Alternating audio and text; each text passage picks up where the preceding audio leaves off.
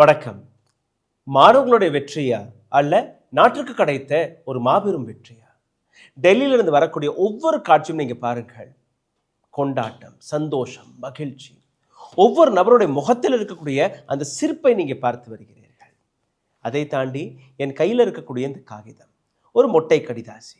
எந்த லெட்டர் ஹெட்டும் கிடையாது, எந்த கையெழுத்தும் கிடையாது. ஆனால் இன்னைக்கு இந்த கடிதாசி நாடு முழுவதும் அல்ல, ஒட்டுமொத்த உலகமே பேசும் பொருளாக மாறிவிட்டது. இந்த கடிதம் மேரே யுவா சாத்தியோங் என்கிற பெயரிலிருந்து தொடங்குகிறது. இந்த நாட்டு இளம் தோழர்களே, எழுதியதாரு தர்மேந்திர பிரதான், இந்த நாட்டு எஜுகேஷன் மினிஸ்டர். என்ன எழுதினார் அதை ஒரு 2-3 வரிகள் சுருக்கி பேசிடுறேன். To prevent anti national elements, அதாவது பாகிஸ்தான்லேருந்து சைனாவிலிருந்து ஜார்ஜ் சொராஸ் எல்லாம் அனுப்புகிறார்கள் இல்லையா, இந்தியாவிற்கு எதிரிகள், அவர்களிருந்தும் காப்பாற்றுவதற்காக இந்த கடிதத்தை அவர் எழுதினார். 2வது, டு கீப் நேஷன் யுனைடெட், இந்தியாவை ஒற்றுமையாக வைப்பதற்காக இந்த ரெசிக்னேஷனை கொடுத்தாராம். இந்தியா ஒன்று கூடியதுனால தான் இந்த ரெசிக்னேஷனை நீங்கள் கொடுத்தீர்கள். நரேந்திர மோடி செல்ஃபி வீடியோ எடுத்து போட்டார். அரசாங்கம் தன்னுடைய அமைச்சர்களை பேச்சுவார்த்தைக்கு அனுப்பினார்கள். கடந்த 12 ஆண்டுகளில் எந்த ரெசிக்னேஷன் நடக்கவில்லையோ, நரேந்திர மோடியின் அரசாங்கத்தில் எந்த விதமான ரெசிக்னேஷன் நடக்காது என்று எந்த அகங்காரத்தில் நீங்கள் இருந்தீர்களோ அந்த அகங்காரம் இன்னைக்கு உடைந்திருக்கிறது. To ensure that students to not get entangled in legal complications, சட்ட ரீதியாக மாணவர்கள் எந்த விதமான பிரச்சனைகள் சிக்கக்கூடாது என்கிற விஷயத்தை வைத்து இந்த ரெசிக்னேஷனை நான் கொடுத்தேன். ஓமர் காலித் அவரும் ஒரு மாணவர் தானே, அடிவாங்கிய மாணவர்கள் அவர்களும் மாணவர்கள் தானே, அவர்கள் மீதும் வழக்குகள் போட்டப்பட்டதா இல்லையா? அப்போ இன்னைக்கு தான் உங்களுக்கு ஞாபகம் வந்ததா இவர்கள் மாணவர்கள் என்று? கடைசியாக, student can focus on their studies and their career.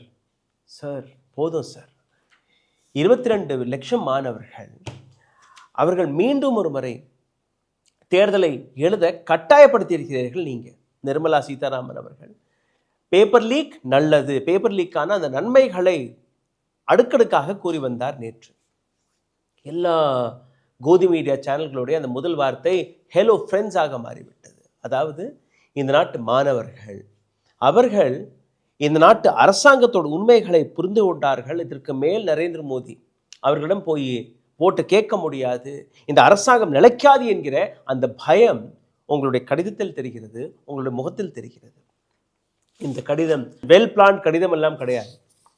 ஒரு நபர் எழுதி கொடுத்திருக்கிறார். இந்த கடிதத்தை உங்களுடைய ட்விட்டர் வழியாக போடுங்கள் என்று கட்டாயப்படுத்தியிருக்கிறார்கள். அந்த வழியாக தான் இந்த கடிதம், இந்த ரெசிக்னேஷன் வந்திருக்கிறது. இல்லைன்னா உங்களுடைய லெட்டர் ஹெட் இருக்கும், உங்களுடைய சிக்னேச்சர் இருக்கும், எதுவுமே கிடையாது. அவசரத்தில் எடுக்கப்பட்ட முடிவு போன்று தெரிகிறது. எனிவேஸ், இதை பற்றி இன்னும் ஆழமாக இன்னைக்கு நான் பேச அவசியம் இருக்கிறது. இதை பற்றி ஆழமாக பேசிக்கொண்டிருக்கக்கூடிய பாலகிருஷ்ண ஐயா, அவரிடம் பேசலாம். ஐயா வணக்கம். ஒரு நீண்ட எக்ஸ்பிளனேஷன் கொடுத்துட்டோம், உங்களுடைய கருத்து. வணக்கம். தொடர்ந்து நாம் ஒரு 30 நாட்கள் இருக்கும் இல்லையா, கூடவே 35 நாட்களாக இது பற்றி பேசிக்கொண்டே இருந்தோம். அது மட்டுமில்லை, இந்த மாணவர்களுடைய போராட்டத்தினுடைய, மாணவர்கள் மட்டுமில்லை இளைஞர்கள் அவர்களுடைய போராட்டத்தினுடைய நியாயம் பற்றி பேசினோம். நீட் தேர்வு என்பது மட்டுமல்ல, அது ஒரு விடயம். அதை தாண்டி வேலையில்லா திண்டாட்டம், சிபிசி அந்த பள்ளி அந்த தேர்வில் உள்ள கோளாறுகள், அதுக்கப்புறம் காமன் என்ட்ரன்ஸ் டெஸ்ட் எல்லா டிகிரிகளுக்கும் இனிமேல் வைக்க போவது, இப்படி எல்லாம் 182 பேப்பர் லீக்கு 10 ஆண்டுகள் ஆயிருக்குங்க. 7.5 கோடி மாணவர்களுடைய வாழ்க்கை வம்பா போயிருக்கு. அப்போ இதனுடைய ஒட்டுமொத்த குமுறல் தான் இன்றைக்கு இந்தியாவில் வந்திருக்கிறது. இது நான் முதல்ல நான் ஒரு விஷயத்தை நான் சொல்லி ஆக வேண்டும். சம்யுக்த கிசான் மோர்ச்சா, ஐக்கிய விவசாயிகள் முன்னணியினுடைய தமிழ்நாடு ஒருங்கிணைப்பாளர் என்கின்ற முறையில், இந்த பொலிட்டிக்கல் கமெண்டேட்டர்லாம் ஒரு பக்கம் இருக்கட்டும் என்ற முறையில், நான் இந்த வெற்றியை யாரிலும் கூடுதலாக விவசாயிகள் இந்த இளைஞர்களைப் போல கொண்டாடுவதற்கு அவர்களுக்கு உரிமை உண்டு. ஏனென்று சொன்னால், நாங்கள் கடந்த வாரமே முடிவெடுத்தோம், இவர்களோடு இவர்களுக்கு முழு ஆதரவு இந்த இளைஞர்களுக்கு அளிப்பது என்று முடிவெடுத்தோம். அதுபோல ஒரு தலைமை குழுவை அங்கே அந்த இளைஞர்களுக்கு காக்ரோச் பார்ட்டிகளோடு இணைந்து செயல்படுவதற்காகவும் நாங்கள் அனுப்பியிருந்தோம் என்ற வகையிலே அது மட்டுமல்ல முழு ஆதரவை அளித்தோம். எங்களுடைய அமைப்பில் இருக்கக்கூடிய உக்ரஹான் என்று சொல்லக்கூடிய ஒரு அமைப்பு நாளை மிகப்பெரிய டிராக்டர்களோடு மிகப்பெரிய பேரணிக்கு வருவதாக இருந்தது.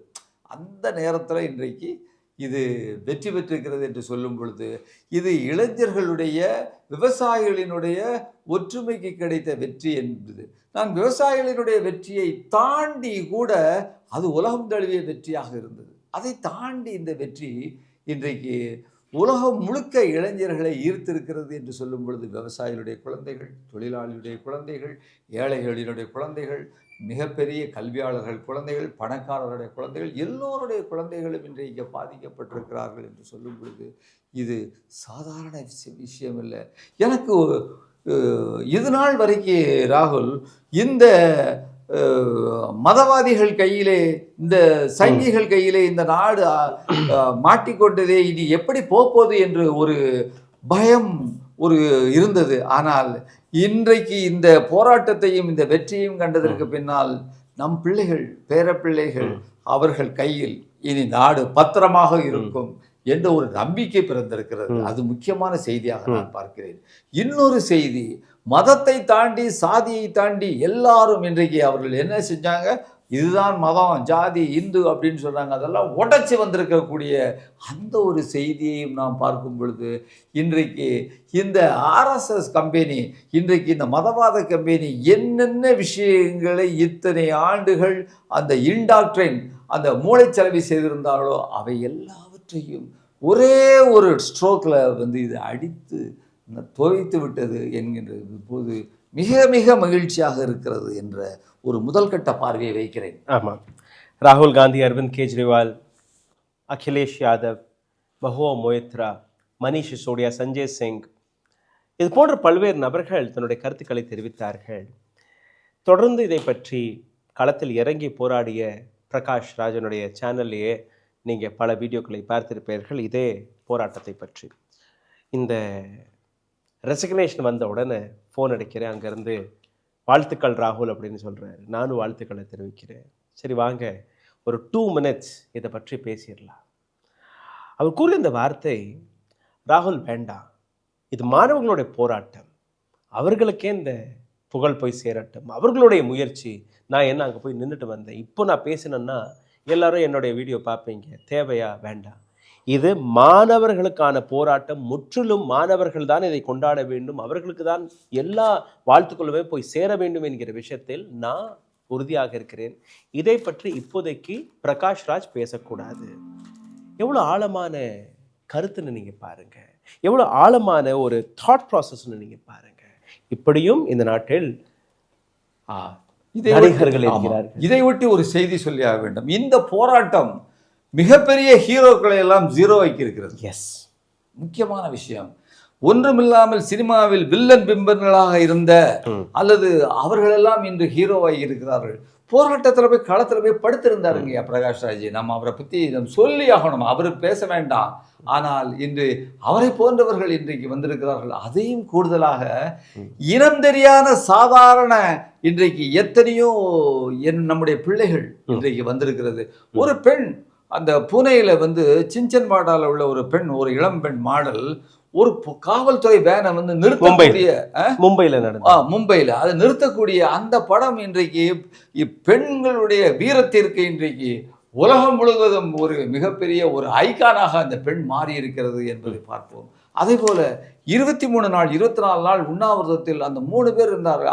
அதுல ஒரு பெண், ஐசாவை சேர்ந்த பெண், அவர்களுடைய அந்த விஷயம் இன்னும் பார்த்தீங்கன்னு சொன்னா அந்த போராட்ட களத்துல இரவும் பகலும் உணவு வழங்கி கொண்டிருந்த கூடிய எத்தனையோ பேர். அதுல நான் ஒரு சொல்றதாக இருந்தா முகமது ஜுனாயித், அதை இது பண்ணி முகமது ஜுனாயித் என்கின்ற ஒரு இளைஞர், ஒரு ஒரு ஒரு இஸ்லாமியர், அவர் இரவும் பகலும் சாப்பாடு அவர்களுக்கு தண்ணியும் கொடுத்திருந்தார். அவருடைய வீட்டிற்கு நேற்று சென்று யூபியுடைய காவல்துறை அவருடைய தகப்பனாரை கைது செய்திருக்கிறது. அவர்களுடைய அக்காவையும் தம்பியையும் போலீஸ் கஸ்டடியில் எடுத்திருக்கிறார்கள். மீரட்டில் அவர் சகோதரியினுடைய மாமனார் மைத்துனர் கைது செய்திருக்கிறார்கள். என்ன அநியாயம் இது! அந்த யோகின்னு சொல்வதற்கே அருகதை இல்லாத ஒரு மனிதன் இப்படியா செய்வது? அதாவது மனித குலத்திற்கு, அந்த மாணவர்களுக்கு, நம் பிள்ளைகளுக்கு, உனக்கு குழந்தை இருக்கோ இல்லையோ அது எனக்கு தெரியாது, உன் பல்வேறு குழந்தைகளினுடைய அந்த சாப்பாடு கொடுத்த அந்த மனிதன் வீட்டில் போய் இவர் செய்திருக்கிறார் என்று சொன்னால் இது நாம் அனுமதிக்க முடியாது. இந்த விஷயத்தில் நாம் எல்லாரையும் அனைத்து மாணவர்களையும், அனைத்து பெற்றோர்களையும், யூபியில் உள்ளவர்களுக்கும் ஒரு வேண்டுகோள், இது போன்ற மனிதர்கள் பாதிக்கப்படக்கூடாது என்பதில் நாம் அக்கறையாக இருக்க வேண்டும். ஒருபுறம் நாம் வெற்றியடைந்து விட்டாலும் மறுபுறம் இந்த போராட்டத்தில் ஈடுபட்டவர்களை இந்த அரசு, பல்வேறு டபுள் இன்ஜின் சர்க்கார் இருக்கக்கூடிய பல்வேறு மாநில சர்க்கார்கள் தொடர்ந்து துன்புறுத்துவதற்கு தயாராக இருக்கிறது என்பதில் தான் இந்த முகமது ஜுனாயினுடைய ஒரு செய்தியாக நான் பார்க்கிறேன். இந்த இடத்துல நிச்சயமாக இந்த போராட்டம் முடிஞ்சிருச்சுன்னு மட்டும் நினைக்காதீங்க. இந்த போராட்டம் தொடர் போகிறது. அடுத்து விவசாயிகளுடைய போராட்டம் இருக்குது. அடுத்து பல்வேறு விஷயங்கள், E20 போராட்டம் இருக்குது.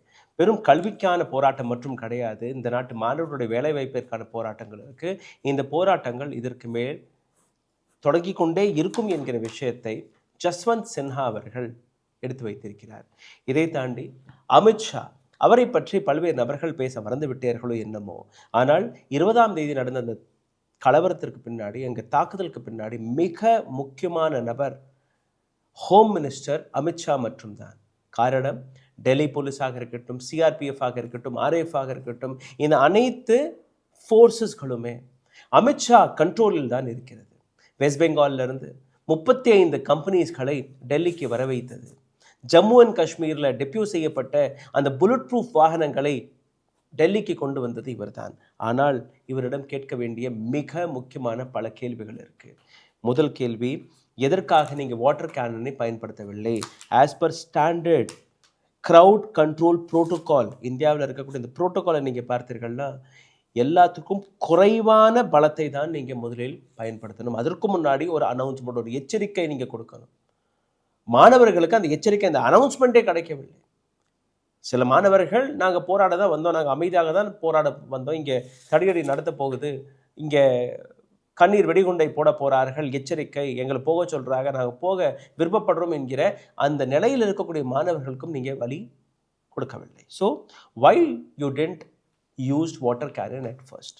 வாட்டர் கேனன் பயன்படுத்தவில்லை, இன்கொயரி, அதை பற்றி அமித்ஷா பேச வேண்டும். இரண்டாவது, லத்திகளை நீங்கள் பார்த்தீர்கள்னா லத்தியின் நுனையில் ஆணியை அடித்து வைத்திருந்தார்கள். யார் இந்த உத்தரவை கொடுத்தது? எப்படி போலீஸ் அதிகாரிகளுக்கு இந்த ஐடியா வந்தது? ரெண்டாவது, இந்த அளவில் அவர்கள் லத்தி சார்ஜை நடத்தினார்கள். சாதாரணமாக எந்த போலீஸுமே இது போன்ற ஆயுதங்களை பயன்படுத்தவே மாட்டார்கள். அப்போ எங்கிருந்தோ ஒரு SOP கொடுக்கப்பட்டிருக்கிறது, ஸ்டாண்டர்ட் ஆப்ரேட்டிங் ப்ரொசீஜர், இப்படி தான் நீங்கள் அந்த க்ரௌடை கண்ட்ரோல் பண்ணணும். மூணாவது, நீங்கள் பார்த்தீர்கள்னா எந்த நபர் தீவிரவாதிகள் மீது போடக்கூடிய இல்லை ஒரு மிகப்பெரிய ஆக்ரோஷத்தில் இருக்கக்கூடிய ஒரு க்ரௌடை கண்ட்ரோல் செய்வதற்காக பெல்லட் கன்ஸ்களை பயன்படுத்துவார்களோ, அதுவும் உலக நாடுகளில் பேன் செய்யப்பட்ட அந்த பெல்லட் கன்ஸ்கள், அதை நீங்கள் எப்படி பயன்படுத்தினீர்கள்? And Mister Amit Shah has to answer all my questions. You cannot pass these questions. This might be very harsh to answer, but yes, you have to. இதை தாண்டி எப்படி நீங்கள் ஃபோர்ஸை பயன்படுத்தினீர்கள்? ஆண்கள் எப்படி பெண்களை அடித்தார்கள்? பல ஆண்கள் லத்தி சார்ஜ், அறை, உதை எல்லாமே. ஒரு வீடியோ நான் பார்த்தேன், அப்படியே பின்னாடி அந்த பெண் நடந்து போகிறா, கம்ப லத்தியை வச்சு மூலத்தில் போய் குத்துறான் அவன். How did this happen? Who gave them authority? Who gave them free hand to hit anyone? This is one. Another, நீங்கள் பார்த்தீங்கன்னா எப்படி அங்கே சிவில் ட்ரெஸ்ஸில், சிவில் யூனிஃபார்மில் அங்கே வந்த நபர்கள் யார்? எப்படி அந்த நபர்களுக்கு இந்த அத்தாரிட்டி கிடைத்தது? அதை பற்றி டெல்லி போலீஸ் விளக்கணும், அமித்ஷா அவர்கள் விளக்கணும். அடுத்தபடியாக நீங்கள் பார்த்தீர்கள்னா majority of policemen, RAF, CRPF and Delhi police, அவர்களுடைய பெயர் பலகை, நேம் பிளேட் கிடையாது. ஏன்? எதற்காக நடந்தது? இதற்கான விளக்கத்தை யார் கொடுப்பார்? Amit Shah, home ministry, Delhi police, RAF, CRPF கொடுக்கணும். அடுத்தபடியாக நீங்கள் பார்த்தீர்கள்னா சீனியர் ஆஃபீஸர்கள், எந்த சீனியர் ஆஃபீஸர் மீது நீங்கள் ஆக்ஷன் எடுத்தீர்கள்? அங்கே நடந்த பல அத்துமீறல்கள். அதற்காக யாரை நீங்க அக்கௌண்டபிலிட்டி எடுத்துக்கோ சொல்லி யாரை நீங்க அங்கிருந்து நீக்குவீர்கள் என்கிற அந்த கேள்வி.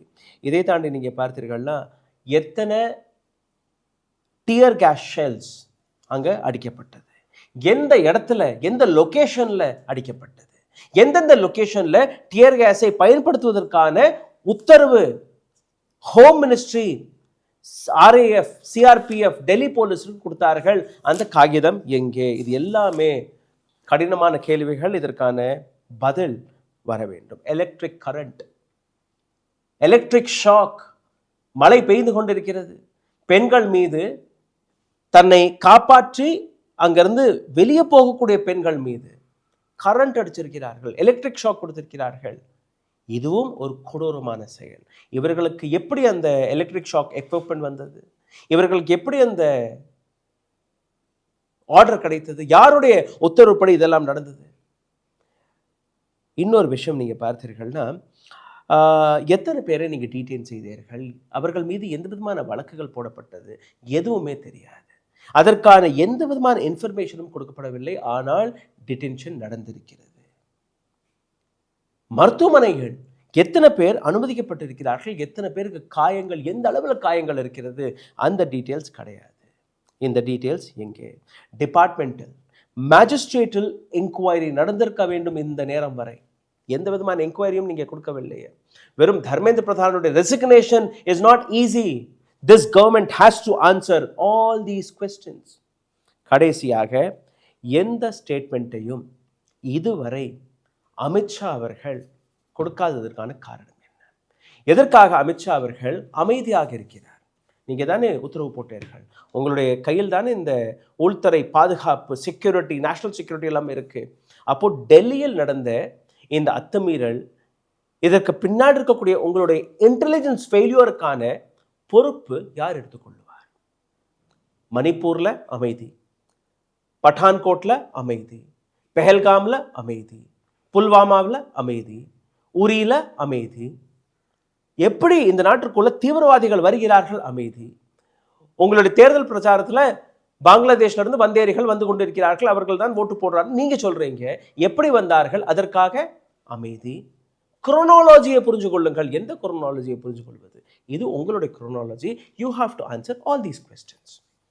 ஐயா, பல கேள்விகள் அமித்ஷா மீது இருக்கின்றன இல்லையா? இப்போ இந்த போராட்டம் முடிஞ்சிருச்சுன்னு நம்ம எப்படி பார்க்க முடியும்? பிகாஸ் போராட்டம் முடிஞ்சாலும் கூட பல்வேறு கேள்விகள். அதாவது இந்த போராட்டம் ஆரம்பிக்கும் பொழுது இந்த போராட்டத்தை இந்த அளவுக்கு கொண்டு போனது இந்த பாஜக கட்சியினுடைய அரசாங்கத்தினுடைய அந்த அரகன்ஸ் தான் கொண்டு போயிருக்கிறது. சரியான வார்த்தையை பயன்படுத்துங்க, அரகன்ஸ். இது சாதாரணமாக முடித்து விடக்கூடிய ஒரு போராட்டம். ஒன்றுமே இல்லை. அவரை தூக்கிட்டு இன்னொருத்த ஆளை போட்டோம்னா நீங்கள் யாரை வேணாலும் போட்டுக்கலாம், உங்களுக்கு தான் மிருக மெஜாரிட்டி இருக்குது. ஆனால் நான் தான் திரும்ப திரும்ப சொல்வேன், அதாவது சர்வாதிகாரிகளினுடைய அந்த குறிப்பேடுகள் இருக்கு, அவங்களுக்குன்னு அந்த ஸ்டாண்டர்ட் ஆப்ரேட்டிங் ப்ரொசீஜர், அவங்க எல்லாம் உலகம் பூரா ஒரே மாதிரி இருக்கு. ரெப்ரெஷனை கையில் எடு. ஹிட்லராக இருந்தாலும் சரிதான், முசோலினியாக இருந்தாலும் சரிதான், இன்றைக்கு நம்ம மோடி ஐயாவாக இருந்தாலும் சரிதான், ஒரே மாதிரி செய்துக்கிட்டு இருக்கிறாங்க. இன்றைக்கு இப்போ நீங்கள் பல கேள்விகள் எழுப்பியிருக்கீங்க. அதில் இன்றைக்கு ஒரு கேள்விகள் ஒரு பக்கம் இருந்தாலும் கூட இன்றைக்கு நாம் சின்ன சின்ன இனம் தெரியாத சில மனிதர்களுடைய முகங்களை இன்னைக்கு மக்கள் மத்தியில் வெளிச்சம் போட்டு காமிக்கணும். அது முக்கியமான விஷயம். நம்மளை இல்லாட்டா யார் செய்வா? இன்றைக்கு உலகம் முழுக்க இருந்து அந்த இளைஞர்களுக்காக, போராடுகின்றவர்களுக்காக உணவு, மருத்துவம், அந்த மெடிக்கல் டேப்லெட்ஸ் அனுப்பியிருக்கக்கூடிய மனிதர்கள், அவர்கள் பேர்களே குறிப்பிட விரும்பலைங்க. அங்கே போய் சேரணுங்கிறது இதில் ஒரு கேவலமான நிகழ்ச்சி. இடையில ஒரு பறிக்கக்கூடிய காவல்துறை, டெல்லி காவல்துறை வெட்கமாக இருக்கிறது. நம்முடைய பணத்தில் இவர்களுக்கு சம்பளம் கொடுக்குறாங்கன்ட்டு அந்த படம் வீடியோ வருது. அந்த இதில் இருந்து அவங்க அந்த சாப்பாடை இது பண்ணிட்டு போகிறாங்க. இதை பறிச்சுட்டு போகக்கூடிய அந்த செய்திகள் கூட படத்துல அதை தாண்டி யார் அனுப்புறாங்களோ அவங்களுடைய பேர், அவங்களுடைய நம்பர், அதெல்லாம் டெல்லி போலீஸ் நோட் பண்ணுது. அப்போ இது இன்றைக்கு இன்னொரு செய்தி இப்போ பிரசாந்த் பூஷன் போட்டிருக்கிறாரு ஒரு 5 நிமிஷத்துக்கு முன்னால. குருதுவாரில் இருந்து அவங்க சொல்லியிருக்கிறாங்க, அரசாங்கமும் டெல்லி போலீஸும் குருதுவாருக்கு, சீக்கியர்களுடைய குருதுவாராவுக்கு ப்ரெஷர் கொடுத்துருக்குறாங்க. இந்த இளைஞர்களுக்கு சாப்பாடு நீங்க கொடுக்க கூடாது என்று. அவர்களுடைய அடிப்படையான நோக்கமே ஒடுக்கப்பட்டவர்களுக்கும் கஷ்டப்படுகிறவர்களுக்கும் துன்பப்படுகிறவர்களுக்கும் சாப்பாடு கொடுக்கணுங்கிறதா அவருடைய அடிப்படையான அந்த லங்கர். யாரு வந்தாலும் எந்த கேள்வியும் கேட்காமல் உணவு கொடுப்பாங்க அப்படிங்கிற ஒரு செய்தியை நம்ம வந்து அதுவும் பார்க்குறோம். அதே போல அந்த ஸ்விக்கி ஜொமேட்டோ பணியாளர்கள் இருக்காங்க பார்த்தீங்களா, அவர்களுக்கு ஒரு பெரிய செல்யூட். அவர் ராயல் சல்யூட் அவர்களுக்கும் நாம் கொடுத்தாகணும். இதில் நிறைய பாடங்கள் பெற நம்ம மாணவர்களும் சரி, அவர்கள் மூலமாக இந்த போராட்டங்கள் மூலமாக நாமும் இந்த நாட்டில் உள்ள மக்கள் எல்லாம் பாடம் பிடிச்சிருக்கிறோம். நாம் திரும்ப திரும்ப கத்திக்கிட்டு இருந்தோம் எல்லா இடங்கள்லையும். ஆனால் இன்றைக்கு இந்த மாணவர்கள் பெரிய பேனர் எழுதி வச்சுட்டாங்க உள்ளுக்கு, media is the worst enemy of India. கிளீனா எழுதி வச்சுட்டாங்க. Godi media, Godi media more dangerous than a terrorist அப்படிங்கிறத எழுதி வச்சு அவர்களை ஓட ஓட விரட்டி இருக்கிறார்கள். இன்னொரு பக்கம் பார்த்தீங்கன்னா அங்க மனித நேயம் கொப்பளிச்சுக்கிட்டு இருக்குங்க. அங்கே ஒரு வால்கனோ எரிமலை மாதிரி வெடிச்சு கொப்பளிக்குது. அங்கே அந்த ஜந்தர் மந்தரில் வந்து வேர்க்கடலை விற்கிறவங்க, பானிபூரி விற்கிறவங்க எல்லாருமே மக்களை நீங்கள் எடுத்துக்கிடுங்க, எது வேணாலும் ஃப்ரீ, எடுத்துக்கிடுங்கன்னு சொல்கிறாங்க. ஆட்டோ ஓட்டுறவங்க எல்லா பகுதியில இருந்தும் டெல்லியில இருந்து ஜந்தர் மந்தருக்கு நீங்கள் போறீங்கன்னா நீங்கள் காசு கொடுக்க வேண்டாம் அப்படின்னு அவங்க சொல்லக்கூடிய அந்த செய்திகள் இதெல்லாம் சாதாரணமாக நடக்கக்கூடியதா. யோசிச்சு பாருங்க இப்படிப்பட்ட விஷயங்கள். இன்னொரு செய்தி பாருங்க, 2 குழந்தைகள். அந்த குழந்தைகள் மனசுல என்ன அளவுக்குன்னா அவர்கள் மத்திய மட்டுமல்ல எல்லா குழந்தைகளுக்கும் இது போல எண்ணம் வந்திருக்கிறது. அது சொல்றாங்க, இப்பொழுது எங்களுக்கு புரிகிறது. என்ன புரிகிறது? எங்களுடைய தாத்தாக்களும் பாட்டிகளும் எங்களுடைய மூதாதையர்களும் ஏன் பாஜகவுக்கு வாக்களிக்கவில்லை என்று இப்பொழுது புரிகிறது என்று பேசியிருக்கக்கூடிய அந்த செய்தி நமக்கு வந்து இன்றைக்கு அந்த குழந்தைகள் அவ்வளோ பேருக்கும் இன்றைக்கு சொல்லக்கூடிய ஒரு செய்தியாக பார்க்கிறோம். இன்னொரு செய்தி பாருங்க, உணர்ச்சி வசப்பட்டு உத்தரகண்டில் உள்ள ஒரு கான்ஸ்டபிள் ஷேர் சிங் அவர் வந்து என்ன செஞ்சிருக்கிறாருன்னு கேட்டிங்கன்னா, நேர மேடைக்கு வந்து ஜந்தர் மந்தர் மேடைக்கு வந்து தன்னுடைய ராஜினாமா கடிதத்தை எழுதி அங்கே கொடுத்துட்டார். தீப் கையில் அவர் கொடுத்துட்டாருங்கிற ஒரு பார்வையும் நமக்கு இருக்கிறது. இப்படி அப்புறம் ஒரு சாதாரண ஒரு செக்யூரிட்டி கார்டு ஒரு கம்பெனியில் வேலை பார்க்குறவர்னு நினைச்சோம். ஆனால் அவர் யூபிஎஸ்சிக்காக ப்ரிப்பேர் பண்ணக்கூடிய ஒரு இளைஞன், தன்னுடைய படிப்பு செலவுக்காக கம்பெனியில் செக்யூரிட்டி வேலை பார்த்துட்டு இருக்கக்கூடிய இளைஞன், அவர் வந்து இந்த இளைஞர்களோடு 2 நாள் உட்கார்ந்ததுனால அந்த நிர்வாகம் அவரை ஃபயர் பண்ணிட்டாங்க. அவர் இங்கே வந்து உட்கார்ந்துருக்காரு, 2-3 நாள் உட்கார்ந்துட்டு அவர் சொல்கிறாரு, யூனிஃபார்மோடு உட்கார்ந்துருக்காரு, இந்த கம்பெனியில் வேலை பார்ப்பதை விட அடிமைகளாக இருப்பதை விட நான் இவர்களோடு இணைந்திருப்பதை பெருமையாக கருதுகிறேன் என்று சொல்லக்கூடிய மனிதர்கள் இன்றைக்கு பிரசாந்த் யாதவ்ங்கிற அந்த மனிதர்களும் நமக்கு இன்றைக்கு முக்கியமாக ஒரு செய்தியாக நாம் முன்வைக்கிறோம். அதுபோல் இன்றைக்கு இப்போதைக்கு நீ பார்த்துருப்பீங்க, ஐக்கிய நாடுகள் யூஎன்ல இருந்து இன்றைக்கு இந்தியாவை கண்டித்திருக்கிறார்கள். இன்றைக்கு நீங்கள் செய்வது தவறு, இந்த மாணவர்கள் மீது அநியாயமாக இந்த மாதிரி செய்கிறது. ஈரானில் வந்து இப்படித்தான் வந்து அவன் செய்கிறான்னு சொல்லிட்டு வந்து நீங்கள் வந்து குண்டு போட்டீங்க அப்போ அதே மாதிரி இன்றைக்கி யூஎன் வந்து இன்றைக்கு கண்டிச்சிருக்கக்கூடிய ஒரு செய்தியையும் நம்ம பார்க்குறோம். அப்புறம் இன்னொரு ஒரு விஷயத்தை நம்ம இதுக்கடையில் நீங்கள் சில செய்திகள் சொல்லுங்கள், நான் அடுத்த வர்றேன். நான் இந்த போராட்டத்தை பற்றி தொடர்ந்து எத்தனை வீடியோக்கள், எத்தனை செய்திகளை நாம் பார்த்து கொண்டிருக்கிறோம். இதற்கு பின்னாடி நீங்கள் பார்த்தீர்கள்னா ஒரு மிகப்பெரிய ஃபோர்ஸ் எல்லாம் கிடையாது. மெயின் ஸ்ட்ரீம் மீடியா இதை பற்றி ஒரு துளி கூட எடுத்து காட்டவில்லை. இதை காட்டிய ஒரு சில நபர்களுடைய பெயரை நான் எடுத்தே தீர வேண்டும். உதாரணத்திற்கு அஜித் அஞ்சும் சார், 70 வயது இருக்கும். ஆனால் அந்த வயதிலும் அவர் தொடர்ந்து 24 மணி நேரமும் அந்த இடத்தில் களத்தில் இறங்கி பேசிய அந்த வார்த்தைகள். என்னுடைய இன்னொரு நண்பரான சௌரப் சுக்லா, சௌரப் திவேதி 3 பேருடைய first name is same, second surname is different, but Thevar there on the side. News பிஞ்சுடைய Abhinav, அதே நியூஸ் பிஞ்சுடைய தான் சௌரப் திரிபாட்டி, 2 பேருமே பிரமாதமான விஷயங்கள். இது போன்ற ஏராளமான செய்தி ஊடகங்கள், ஏராளமான நண்பர்கள் அங்கேருந்து எடுத்துக்காட்டக்கூடிய செய்திகள். நான் ஃபோன் செய்து என்ன நடக்குது கேட்டால், ராகுல் உலகத்துக்கு போகணும், எங்களுடைய பதிவுகளை தமிழில் நீங்கள் எடுத்து போடுங்க. யூனோ ஒவ்வொரு விஷயத்தை நீங்கள் பார்க்கும்போது இட் வாசன்ட் சம்திங் லைக் இந்த செய்தி ஃபில்டராகி போகணும், இந்த செய்தி போகக்கூடாதுங்கிற விஷயம் அங்கே கிடையாது. அந்த ஒற்றுமை, அந்த கோஆர்டினேஷன், நைட்டு 11 மணிக்கு நாங்கள் உட்காந்து பேசுவோம், 12 மணி எழுதி பேசுவோம், அடுத்த நாள் அங்கே இரவு 2 மணியாக இருந்தாலும் எங்களுக்கு ஃபோன் வரும். So this is how we worked you know tirelessly. எங்கள் ஆஃபீஸில் இருக்கக்கூடிய டீம் சண்டே கூட வேலை பார்த்தோம், சண்டே கூட நாங்கள் எல்லாருமே வேலை பார்த்தோம். கார்த்திகா இருக்கட்டும், விஜயா இருக்கட்டும், புதிதாக ஒரு பையன் சேர்ந்துருக்காங்க ஆண்டனி, ரொம்ப சின்ன பையன். இங்கே உள்ளே வந்த உடனே பார்த்தீங்கன்னா அந்த உணர்வை புரிஞ்சு கொண்டு, சார் நான் வர்றேன் சார், நான் பார்க்குறேன் சார். ஜஸ்ட் இமேஜின், அந்த பையன் சொன்ன ஒரு வார்த்தை, ஐ எம் ஆல்சோ ஸ்டூடெண்ட் தானே சார், நானும் ஒரு ஸ்டூடெண்ட் தானே, நானும் ஒரு ஜென்சி தானே. So this is my support to the சொசைட்டிங்கிறதுனால he didn't took leave, he worked. So it is for everyone. The feeling is infectious. Yes. இது வந்து உணர்வோட வந்து வேலை பார்த்தவங்க, உணர்வோட வந்து அந்த விஷயத்தை எடுத்து. நான் வரலையா? ஆமாம், இப்போ நான் ஃபோன் போட்ட உடனே ராகுல் நான் கிளம்பிட்டோங்கிற ஒரு செய்தி அங்கேருந்து வருது. ஸோ உங்களிடம் அந்த செய்திகளுக்கு பின்னாடி இருக்கக்கூடிய அந்த ஃபைட்டிங் ஸ்பிரிட்டாக இருக்கட்டும், அந்த இமோஷன்ஸாக இருக்கட்டும், அதாவது இந்த நாடு இப்படி சீர்குலைகிறதே, இதை எப்படியாவது காப்பாற்றலாமா என்கிற ஒரு ஏக்கத்தில் இருந்த நாங்கள் அனைவருக்குமே. ஒரு நிமிஷம், இதுல ஒரு செய்தி, இந்த போராட்டத்தினுடைய பொலிட்டிக்கல் ஃபால் அவுட்டுங்கிறது ஒரு முக்கியமான விஷயம். அதை இப்போதைக்கு சொல்லிட்டு அப்படி அடுத்த இதில் பார்க்கலாம். ராகுல் காந்தி லீடர் ஆஃப் அப்போசிஷன் அவர் சொல்லியிருக்கிறாரு, ஓராண்டிற்கு மேல் இந்த ஆட்சி தாங்காதுங்கிற விஷயத்தை சொல்லியிருக்கிறாரு. அது ஒரு பக்கம் ஒரு அரசியல் ஸ்டேட்மெண்ட்டாக இருந்தாலும் கூட, இன்னொரு செய்தி, சந்திரபாபு நாயுடு கடந்த 4-5 நாட்களாக டெல்லியில் போயிருக்கிறார். அவருக்கு இந்த நடந்தது பிடிக்கவில்லை. நிதிஷ்குமாரும் சந்திரபாபு நாயுடுவும் இன்றைக்கு அவங்க உருவிட்டாங்கன்னா மோடி அரசாங்கம் முடிந்தது. அப்போது அவர்கள் வந்து இந்தியன் பிளாக்கோட தொடர்பு கொள்வதற்கான செய்திகளும் அந்த வண்ணமாக இருக்கின்றன. இது பின்னர் பார்ப்போம். இது ஆரம்ப கட்ட செய்திகள், உண்மையாக இருக்கலாம், பொய்யாக இருக்கலாம், எப்படி டெவலப்மெண்ட்டாக இருக்கலாம். ஆனால் ஒன்று மட்டும் உறுதி, உலகம் முழுவதும் ஒரு விஞ்ஞான ரீதியான விஷயத்தை நான் உங்கள் முன்வைக்கிறேன்.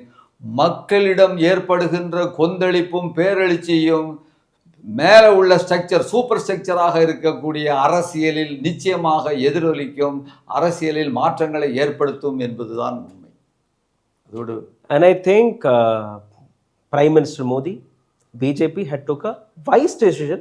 லேட்டாக எடுத்திருக்காங்க, but wise decision. Damage has been ton.